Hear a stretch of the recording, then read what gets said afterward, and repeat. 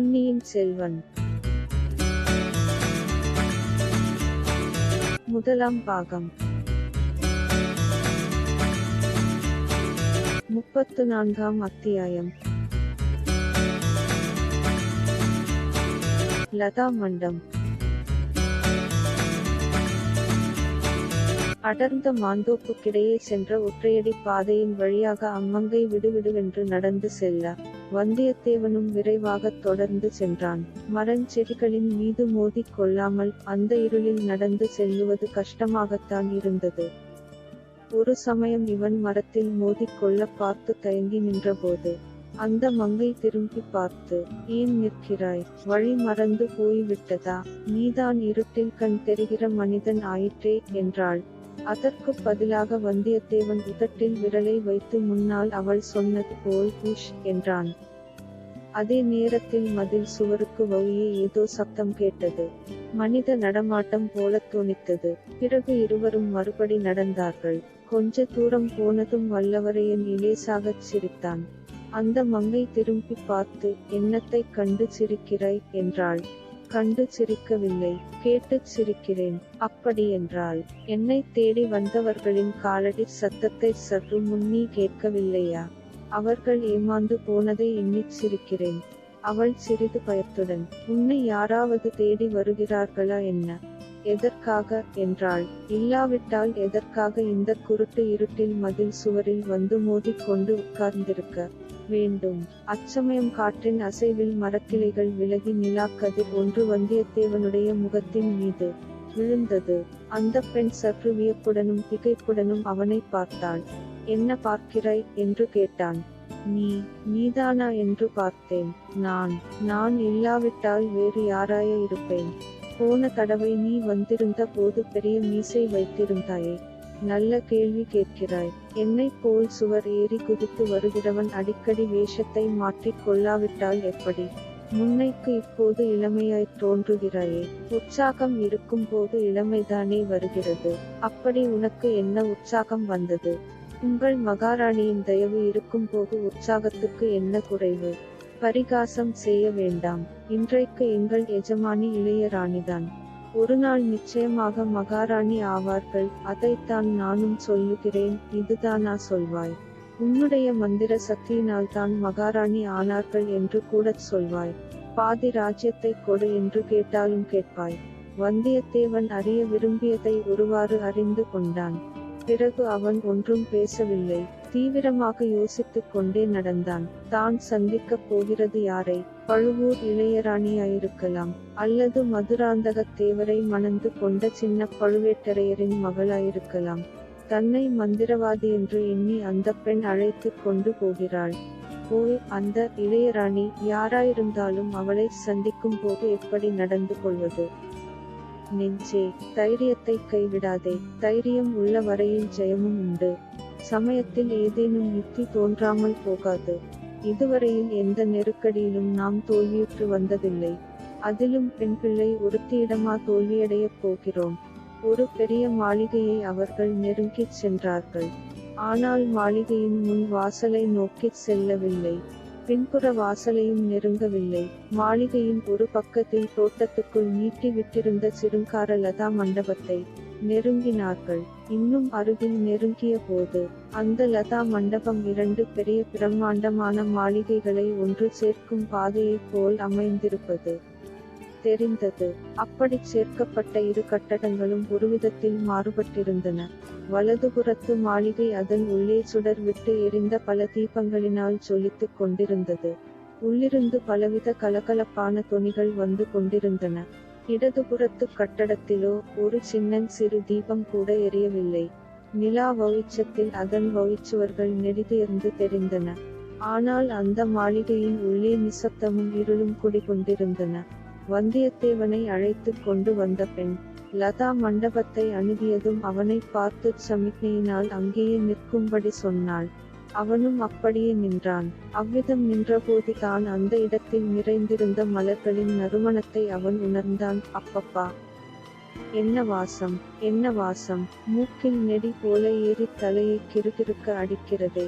அந்த பெண் லதா மண்டபத்துக்குள் நுழைந்ததும் அவளுடைய குரலும் இன்னொரு இனிய பெண் குரலும் கேட்டன. வரச் சொல், உடனே கேட்பானேன். நான் தான் இத்தனை நேரமாய் காத்திருக்கிறேன் என்று தெரியுமே என்ற சொற்கள் அவனுக்கு மயக்கத்தை உண்டாக்கின. அந்த குரல் பழுவூர் இளையராணியின் குரல்தான். சந்தேகமில்லை. அடுத்த கணம் அவள் முன்னால் போய் நிற்கப் போகிறோம். அந்த நிலைமையை எவ்விதம் சமாளிக்கப் போகிறோம்? எதிர்பார்த்த மந்திரவாதிக்கு பதிலாக பல்லக்கில் வந்து மோதிய மனிதன் வந்து நிற்பதைக் கண்டு அவள் என்ன நினைப்பாள்? ஆச்சரியப்படுவா? கோபம் கொள்வாளா? ஒருவேளை மகிழ்ச்சி அடைவாளா? அல்லது எவ்வித உணர்ச்சியையும் வௌயில் காட்டாமல் நடந்து கொள்வாளா? அவனை அழைத்து வந்த மங்கை லதா மண்டபத்து வாசலில் நின்றபடி சமிக்ஞையால் அழைத்தாள். வந்தியத்தேவன் அவள் நின்ற இடத்தை அடைந்து மண்டபத்தின் உட்புறம் நோக்கினான். ஒரு நொடிப் பொழுதில் அங்கே தோன்றிய காட்சி அவன் கண் வழியாக மனத்தில் பதிந்தது. தங்க விளக்கு ஸ்தம்பத்தில் ஒளிர்ந்த தீபச் சுடர் பொன் ஒளியை பரப்பியது. ஏதோ ஓர் அபூர்வமான வாசனை தைலத்தை அந்த விளக்கில் விட்டிருக்க வேண்டும். ஆதலின் தீபச் சுடரின் புகை கமகமவென்று மனம் வீசிற்று. பல வர்ண நறுமண மலர்களை பரப்பிய சப்ரகூட மஞ்சத்தில் ஒரு பெண் ஒய்யாரமாக சாய்ந்து கொண்டு வீற்றிருந்தாள். அவள் பழுவூர் இளையராணிதான். பகலில் பல்லக்கில் பார்த்தபோது அவள் அழகியாகத் தோன்றினாள். இரவில் தங்க குத்துவிளக்கின் வெளிச்சத்தில் அழகென்னும் தெய்வமே உருவெடுத்தது போலக் காணப்பட்டாள். மலரின் மணமும் விளக்கின் புகை மணமும் பழுவூர் இளையராணியின் மோகன உருவமும் சேர்ந்து வந்தியத்தேவனை போதை கொள்ளச் செய்தன. வந்தியத்தேவா, ஜாக்கிரதை! ஒரே ஒரு தடவை நீ மதுபானம் செய்தாய். உன் அறிவு கலங்குவதை அறிந்தாய். பிறகு மதுவை தொடுவதில்லை என்று சபதம் செய்தாய். இப்போது அதை ஞாபகப்படுத்திக்கொள். மதுவின் போதையைக் காட்டிலும் சக்தி வாய்ந்த இந்த மயக்கத்தில் உன் அறிவை பறிகொடுத்து விடாதே. வந்தியத்தேவனை பார்த்த பழுவூர் இளையராணி நந்தினி. அவளுடைய பவழ இதழ்கள் சிறிது விரிந்து முத்துப்பற்களை வழிகாட்டும்படி வியப்புடன் நோக்கி கொண்டிருந்தாள். பேச முடியாத நிலையை அவள் அச்சமயம் அடைந்திருந்தது வந்தியத்தேவனுக்கு அனுகூலமாக போயிற்று. இலேசாக அவன் ஒரு சிரிப்புச சிரித்துவிட்டு, அம்மணி, தங்கள் தாதி பெண்ணுக்கு திடீரென்று சந்தேகம் வந்துவிட்டது. நான் மந்திரவாதியா இல்லையா என்று. அதை எப்படி கேட்டாள் என்று நினைக்கிறீர்கள்? நீதானா என்று கேட்டாள் என்று சொல்லி மறுபடியும் சிரித்தான். நந்தினி புன்னகை புரிந்தாள். வந்தியத்தேவனுடைய கண் முன்னால் ஒரு மின்னல் மின்னியது. அது தேனைச் சொரிந்தது. இவளுக்கு அப்படித்தான் ஏதாவது சந்தேகம் திடீர் திடீர் என்று வந்துவிடும். வாசுகி, ஏன் இங்கேயே மரம் போல் நிற்கிறாய்? உன் இடத்துக்கு போ. யாராவது வரும் காலடி சத்தம் கேட்டால் கதவை படீரென்று சாத்து என்றாள் நந்தினி. இதோ அம்மா என்று சொல்லிவிட்டு வாசுகி லதா மண்டபத்தின் உள் வழியாக பிரகாச மாளிகைக்குச் சென்ற நடைபாதையில் நடந்து போய் சற்று தூரத்தில் மங்கலாகத் தெரிந்த வாசற்படியாண்டை உட்கார்ந்து கொண்டாள். நந்தினி சிறிது குரலை தாழ்த்திக் கொண்டு, உன்னை மந்திரவாதி இல்லை என்றா இவள் சந்தேகிக்கிறாள்? அசட்டு பெண்! மந்திரவாதிகள் என்று சொல்லிக் கொள்கிறவர்களில் முக்கால்வாசி பேர் வெறும் பொய்யர்கள். நீதான் உண்மை மந்திரவாதி. என்ன மாய மந்திரம் செய்து இந்தச் சமயத்தில் இங்கே வந்தாய் என்று கேட்டாள். அம்மணி, மாயமந்திரம் செய்து நான் இங்கு வரவில்லை. சுவர் மீது சாத்தியிருந்த இனி மேல் ஏறித்தான் வந்தேன் என்றான் வந்தியத்தேவன். அதுதான் தெரிகிறதே. இந்த பெண்ணை என்ன மாயமந்திரம் செய்து ஏமாற்றினாய் என்று கேட்டேன். நிலா வெளிச்சத்தில் ஒரு புன்னகை.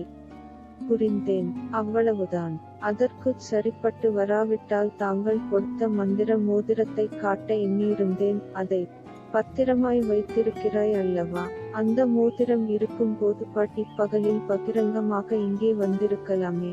எதற்காக இந்த குருட்டு வழியில் திருட்டுத்தனமாக வந்தாய்? அம்மணி, தங்கள் மைத்துனர் இருக்கிறாரே, சின்ன பழுவேட்டரையர். அவருடைய ஆட்கள் சுத்த திருடர்கள். முதலில் என்னுடைய உடைகளையும் உடைமைகளையும் திருட பார்த்தார்கள். பிறகு என்னை பின்தொடர்ந்து ஒரு கணம் கூட பிரியாமல் வந்து கொண்டிருந்தார்கள். அவர்களிடமிருந்து பிரியப்பட்ட பாடு பெரும் பாடாகப் போயிற்று. பிரிந்த பிறகு சந்து பொந்துகளில் புகுந்து தங்களுடைய மாளிகை மதில் சுவரைச் சுற்றி சுற்றி வந்து கொண்டிருந்தேன். அந்தச் சமயத்தில் சுவர் மேல் வைத்த ஏணியை பார்த்ததும் தாங்கள் தான் இந்த ஏழையை நினைவு கூர்ந்து இந்த ஏற்பாடு செய்திருக்கிறீர்கள் என்று எண்ணிவிட்டேன். அது தவறு என்று தெரிந்து கொண்டேன். மன்னிக்க வேண்டும். மன்னிப்பதற்கு அவசியம் ஒன்றும் ஏற்படவில்லையே. அது எப்படி?